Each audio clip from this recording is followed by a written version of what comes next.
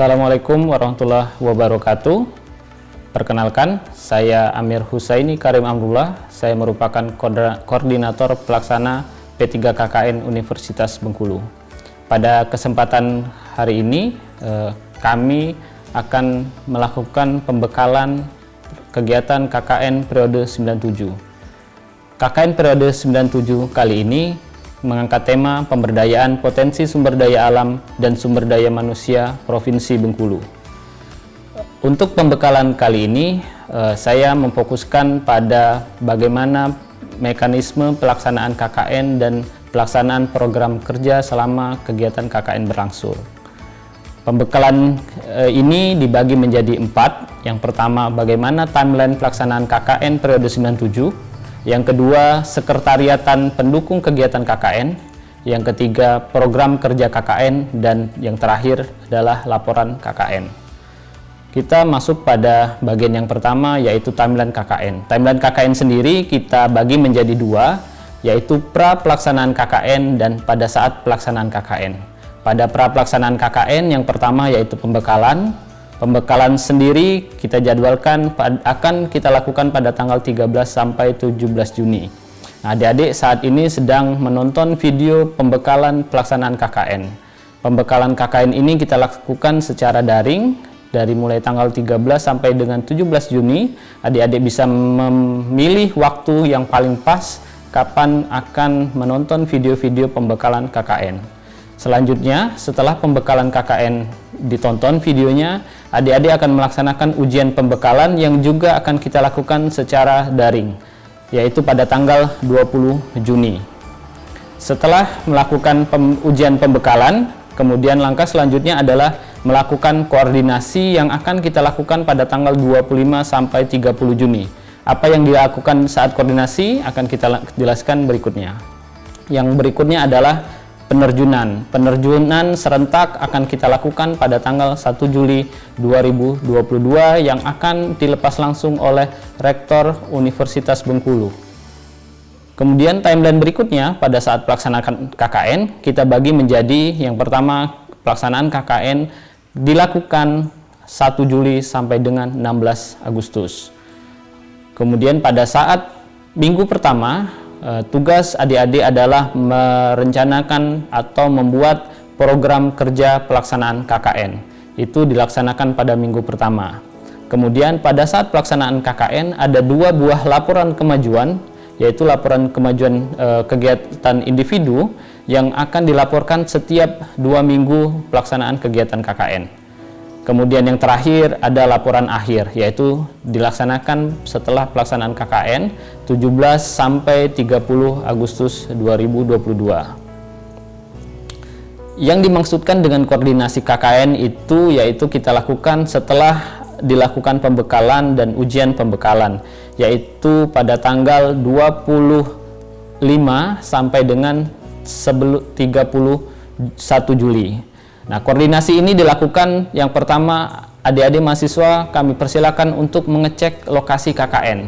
Silakan mendatangi lokasi KKN yang sudah dibagikan sesuai dengan pembagian. Untuk tahun ini atau periode 97 ini, lokasi KKN tersebar di Kabupaten Kepahyang, Kota Bengkulu, Kabupaten Seluma, Kabupaten Bengkulu Selatan, dan Kabupaten Kaur.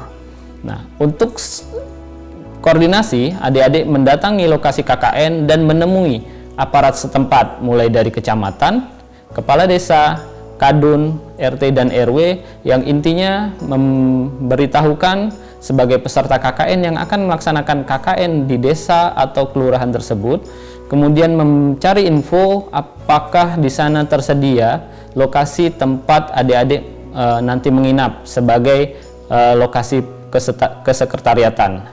Nah, sekretariat ini sudah harus didapatkan sebelum nanti penerjunan. Artinya, pada tanggal 1 Juli nanti, adik-adik sudah tahu akan menempatkan barang-barang dan akan tinggal di mana. Nah, untuk itulah harus berkoordinasi dengan aparat setempat.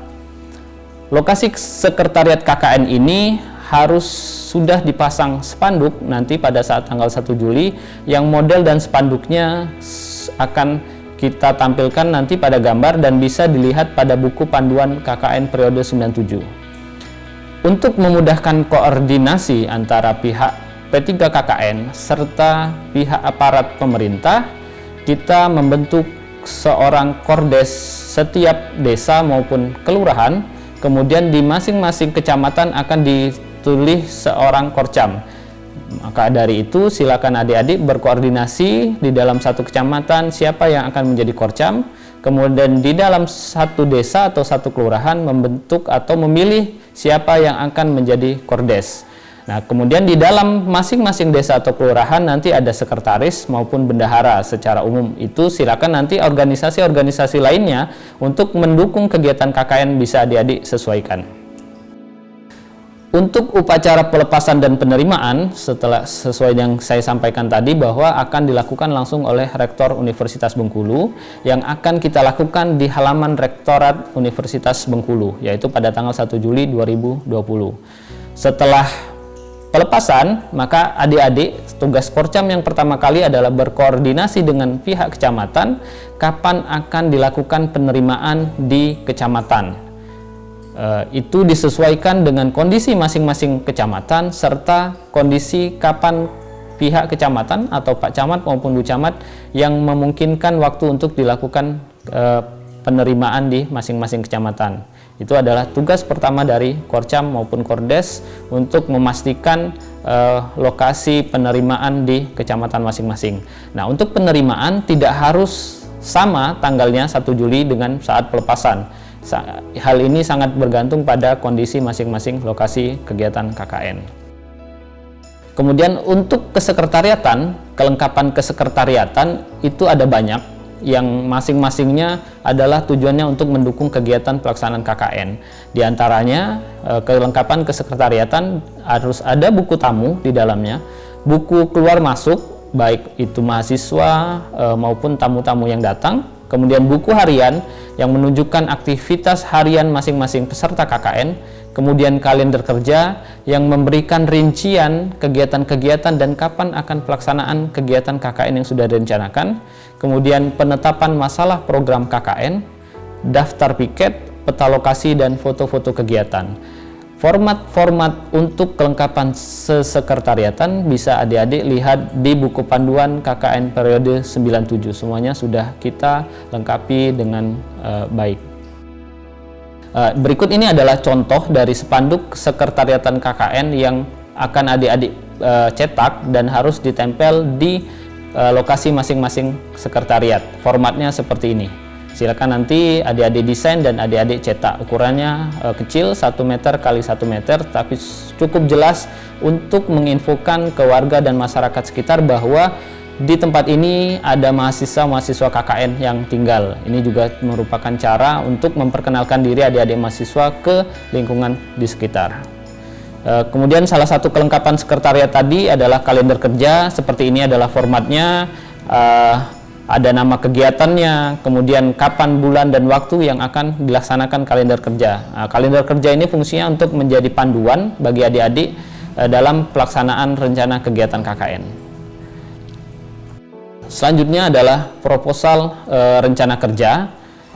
Tahapan berikutnya adik-adik pada saat minggu pertama yang tugas utamanya adalah membuat proposal rencana kerja. Nah, proposal rencana kerja ini merupakan hasil dari survei pada minggu pertama. Jadi adik-adik keliling menemui tokoh adat setempat, tokoh masyarakat, kades, kadus, karang taruna, warga masyarakat yang ada di sana, survei, diskusi, temuan apa yang dilakukan, masalah apa yang dihadapi warga yang ada di lokasi, kemudian dicatat, dipertimbangkan untuk menjadi sebuah program rencana kerja.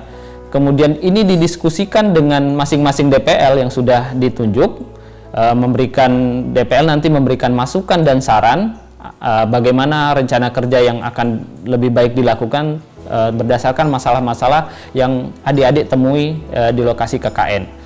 Setelah itu ada persetujuan dari DPL bagaimana program kerja atau rencana kerja itu dilakukan. Nah, untuk proposal rencana kerja sendiri, timelinenya itu tadi 2 sampai dengan 9 Juli waktunya dilaksanakan, yaitu pada minggu pertama. proposal rencana kerja ini kita bagi menjadi dua bagian. Yang pertama proposal kelompok atau program kerja kelompok dan program kerja individu.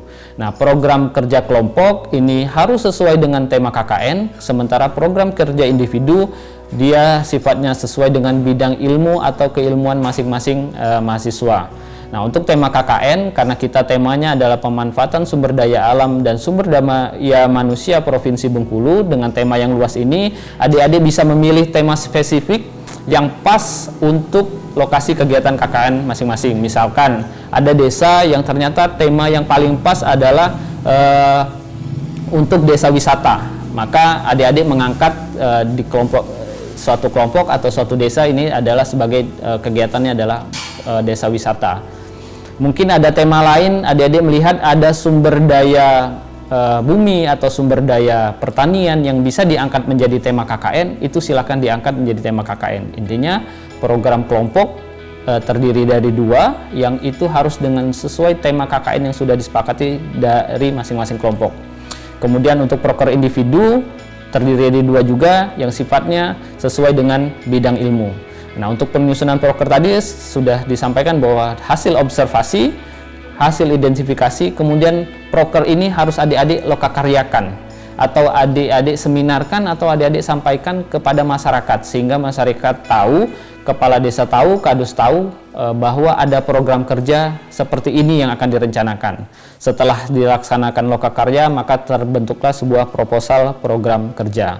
Nah, untuk proposal program kerja ini, adik-adik perlu lakukan upload menggunakan Sikando, dan nanti DPL akan menyetujui setiap program kerja yang adik usulkan melalui aplikasi Sikando. Apa itu aplikasi Sikando? Nanti akan dibahas oleh Ibu Julia sebagai koordinator pengembang P3 KKN. Kemudian program kerja KKN sifatnya banyak dan bisa terbagi, bisa kita klasifikasi menjadi beberapa bidang. Yang pertama bidang perekonomian dan produksi. Intinya kalau adik-adik melihat ada potensi perekonomian yang bisa diangkat di suatu desa, dan itu bisa menjadi sebuah produksi dan bisa menambah nilai ekonomi atau menambah penghasilan bagi masyarakat, itu bisa diangkat menjadi kegiatan KKN. Atau bidang sosial kemasyarakatan, misalkan adik-adik dalam program kegiatan sosial ini ada program pembangunan masyarakat, ada survei, bukan survei atau sosialisasi untuk peningkatan sosial kemasyarakatan, misalkan stunting dan lain sebagainya, itu bisa menjadi kegiatan bidang sosial kemasyarakatan. Kemudian ada bidang komunikasi dan informasi, adik-adik yang misalkan bisa membuat desain profil suatu desa atau membentuk misalkan ada perangkat desa yang belum, biasanya Karang Taruna yang tidak aktif, itu bisa dikomunikasikan menjadi membentuk sebuah kegiatan Karang Taruna. Yang selanjutnya adalah bidang sarana dan prasarana. Bidang sarana prasarana ini bukan berarti adik-adik pada saat pelaksanaan KKN harus membangun sesuatu, tetapi bisa menjadi tolak ukur. Misalkan suatu desa butuh contoh bagaimana desain lapangan voli atau lapangan bermain anak-anak yang aman. Nah, bagian adik-adik yang dari teknik bisa memberikan contoh bagaimana sih desainnya untuk membuat lapangan voli yang bagus, yang berkelas dan lain sebagainya. Jadi memberikan bukan membangun tetapi memberikan desainnya, salah satu cara yang bisa dilakukan. Yang terakhir mungkin bidang kesehatan. Karena peningkatan kesehatan, stunting, dampak dari pandemi dan lain-lain bisa menjadi program kerja KKN bidang kesehatan. Kemudian untuk laporan pada bagian berikutnya, laporan kemajuan itu diberikan atau selama pelaksanaan KKN itu 2 kali. Yang pertama pada tanggal 24 Juli, yang berikutnya adalah tanggal 7 Agustus 2022. Treatmentnya 2 minggu, setiap 2 minggu itu harus ada laporan kemajuan yang dilaporkan ke DPL. Nah, laporan kemajuan ini hanya laporan kemajuan, sifatnya laporan kegiatan individu, tidak untuk kegiatan kelompok, dan dikirim ke DPL menggunakan media-media yang disepakati, tidak menggunakan aplikasi Sikando. Jadi silakan menggunakan misalkan sepakat untuk WA Group atau Google Drive dan media-media lainnya yang disepakati. Laporan kemajuan sendiri hanya laporan kemajuan individu dan tidak ada laporan kelompok, dan sistematika untuk laporan kemajuan sudah kita sampaikan melalui format kegiatan panduan kegiatan KKN periode 97. Pada saat pelaksanaan KKN nanti akan ada monitoring dan evaluasi yang akan dilakukan oleh baik tim P3 KKN maupun tim Monef P3 KKN maupun tim Monef pimpinan. Maka akan ada monitoring yang dilakukan pada saat setiap pelaksanaan kegiatan KKN. Apa sih yang di Monef? Yang pertama adalah kelengkapan kesekretariatan, kehadiran anggota, daftar hadir, foto-foto kegiatan, bagaimana pelaksanaan program kerja, kendala apa yang dihadapi, dan lain sebagainya. Pada saat monitoring ini, adik-adik bisa menyampaikan permasalahan-permasalahan yang dihadapi, sehingga bisa menjadi tindak lanjut kami dari tim P3 KKN, tim Monef P3 KKN maupun tim Monef pimpinan nantinya. Untuk laporan akhir nanti ada waktu 2 minggu setelah pelaksanaan KKN, yaitu pada tanggal 17 sampai 30 Agustus 2022, jangka waktu pembuatan laporan akhir. Laporan akhir ini ada 2, yaitu laporan akhir individu serta laporan akhir kelompok. Masing-masing untuk laporan akhir individu nanti diupload di aplikasi Sikando, sementara laporan akhir kelompok nanti menggunakan media-media yang disepakati dengan DPL. Setelah pelaksanaan KKN sampai dengan tanggal 16 Agustus, maka nanti ada pelepasan di kecamatan atau upacara pelepasan kecamatan. Silakan adik-adik kembali berkoordinasi dengan pihak kecamatan kapan akan dilaksanakan pelepasan di kecamatan. Prinsipnya pelepasan boleh dilakukan setelah tanggal 16 ataupun sebelum tanggal 16, tetapi meninggalkan lokasi KKN harus setelah tanggal 16 Agustus. Itu sih prinsipnya. Silakan nanti berkoordinasi dengan pihak kecamatan kapan waktu yang paling pas untuk melakukan pelepasan di kecamatan. Selanjutnya yaitu secara umum tata tertib adik-adik pada saat pelaksanaan KKN. Yang pertama, adik-adik harus melakukan presensi setiap harinya. Nah, presensi ini sudah kita lakukan atau kita gunakan menggunakan sistem, yaitu aplikasi Sikando. Nanti setiap adik-adik melakukan presensi, kami akan mengetahui di mana lokasi adik-adik melaksanakan presensi. Akan tersebut kecamatan dan titik lokasinya, termasuk IMEI, data IMEI, menggunakan aplikasi apa yang digunakan. Kemudian setiap hari adik-adik harus membuat sebuah diari kegiatan. Diari ini menyebutkan hari ini melaksanakan kegiatan apa dan rutinitas kegiatan KKN apa yang sedang dilaksanakan, baik itu program kerja individu maupun program kerja kelompok. Pada saat pengiriman diary, adik-adik tidak perlu menyertakan foto untuk aplikasi Sikando, tetapi foto ini cukup dikirimkan ke DPL sebagai bukti pelaksanaan kegiatan menggunakan media yang disepakati. Kemudian lokasi KKN, adik-adik tidak boleh meninggalkan lokasi KKN lebih dari 5 jam. Maksimal boleh meninggalkan lokasi KKN 3 kali selama pelaksanaan KKN. Itu pun yang boleh meninggalkan lokasi KKN adalah hal-hal darurat, dan harus mendapatkan izin dari pemerintahan setempat, yaitu kepala desa. Seperti jika ada anggota keluarga yang meninggal, jika ada yang sakit berat, dan lain sebagainya. Dan ini harus diketahui oleh kepala desa, kadus, dan diketahui oleh DPL. Dan adik-adik mahasiswa harus menjaga nama baik Universitas Bengkulu dan menjaga ketertiban selama pelaksanaan KKN nantinya. Setiap kelompok akan mendapatkan bimbingan DPL. Masing-masing DPL akan membina 3-4 kelompok, di mana setiap kelompok akan ada 7-10 mahasiswa. Adik-adik dapat memanfaatkan DPL sebagai media komunikasi dengan pemerintah setempat untuk diskusi, mencari solusi, mencari bayangan solusi atas masalah-masalah yang dihadapi, dan juga bisa menjadi penentu dari setiap kegiatan-kegiatan KKN yang akan dilakukan. Pelaksanaan bimbingan dengan DPL ini bisa dilakukan secara online menggunakan media yang disepakati dengan DPL, maupun diskusi langsung ketika DPL melakukan kunjungan. Karena masing-masing DPL diwajibkan mendatangi kegiatan KKN atau lokasi KKN minimal 3 kali kunjungan, yaitu pada saat pertama pengantaran, yang kedua adalah di tengah-tengah kegiatan KKN, dan yang ketiga adalah pada saat penarikan mahasiswa KKN. Nah, jadi DPL ini akan memberikan alternatif pemecahan masalah yang mungkin nanti adik-adik terima saat melaksanakan KKN. Kemudian yang terakhir adalah output KKN. Periode KKN 97 ini kami memberikan identifikasi 3 buah output yang harus adik-adik keluarkan atau yang harus adik-adik buat. Yang pertama adalah artikel kelompok.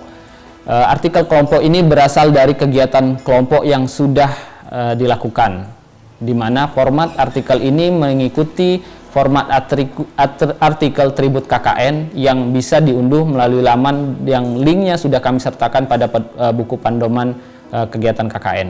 Yang kedua adalah profil desa. Profil desa ini bisa berupa video, bisa berupa poster, bisa berupa web, buklet maupun leaflet. Silakan sesuai dengan kemampuan dan bidang adik-adik. Jika adik-adik yang bisa membuat sebuah video profil desa, membuat video profil desa. Jika bisa desain dalam bentuk leaflet, desainnya dalam bentuk leaflet maupun buklet. Atau adik-adik teknik yang bisa membuat sebuah web, bisa membuat profil desa dalam bentuk web. Silakan sesuai dengan kemampuan masing-masing. Yang ketiga adalah outputnya berupa produk KKN. Masing-masing kegiatan harus ada output berupa produk yang bernilai ekonomi, suatu desain, suatu sketsa, peraturan, dan lain-lain. Sehingga program-program kerja yang adik-adik buat bisa dilihat atau diukur dari output atau produk yang dihasilkan selama melaksanakan kegiatan KKN. Berikut ini adalah format artikel atau di mana adik-adik bisa melihat jurnal tribut kegiatan KKN. Nanti artikel-artikel yang sudah adik-adik bikin akan kita terbitkan di Tribute Journal of Community Service yang dikelola oleh tim P3 KKN. Sekian pembekalan hari ini. Semoga pelaksanaan kegiatan KKN bisa berjalan dengan lancar sesuai dengan rencana kita masing-masing. Terima kasih. Assalamualaikum warahmatullahi wabarakatuh.